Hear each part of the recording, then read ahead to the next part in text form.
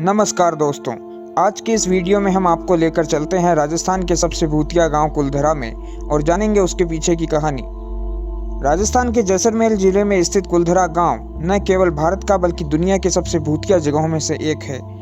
आज की कहानी में जानेंगे क्यों 5000 लोगों के इस गांव को रातों रात खाली कर दिया गया। राजस्थान का कुलधरा गांव पिछले 200 सालों से वीरान पड़ा है। 200 साल पहले सन 1300 में इस गांव को पालीवाल ब्राह्मणों ने सरस्वती नदी के किनारे बसाया था। किसी समय यह गांव बहुत ही समृद्ध हुआ करता था और यहाँ चहल पहल हुआ करती थी, लेकिन आज स्थिति यह है कि यहाँ 200 सालों से कोई बसावट नहीं हुई है। पालीवाल ब्राह्मण मूल रूप से पाली के निवासी थे जो जैसलमेर जाकर बस गए थे। इस गांव की पुस्तकों और साहित्यिक स्रोतों में कहा गया है कि पाली के एक ब्राह्मण कद्दान ने सबसे पहले यहाँ अपना घर बनाया था और एक तालाब खोदा था जिसका नाम उसने उधन से रखा था। लोक मान्यताओं के अनुसार 1800 के दशक में गांव के मंत्री सलीम सिंह के पास एक जागीर हुआ करती थी जो कर इकट्ठा करके लोगों के साथ विश्वासघात किया करता था। ग्रामीणों पर लगाए जाने वाले इस कर की वजह से गांव के लोग बेहद परेशान रहने लगे। ऐसा कहा जाता है कि सलीम सिंह को ग्राम प्रधान की बेटी पसंद आ गई और गांव वालों को उसने धमकी दी कि अगर उन्होंने इस बात का विरोध करने की कोशिश की या उसके रास्ते में आए तो वह और कर वसूल करने लगेगा।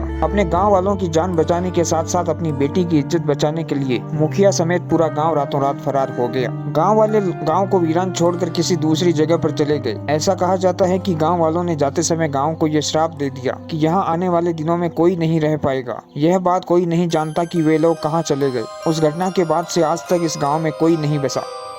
कुलधरा गांव अब भारतीय पुरातत्व सर्वेक्षण के अधीन एक ऐतिहासिक स्थल है।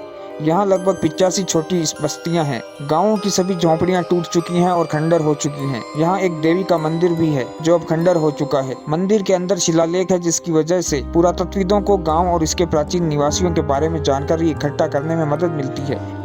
आज की कहानी में बस इतना ही। मिलते हैं अगले वीडियो में किसी अन्य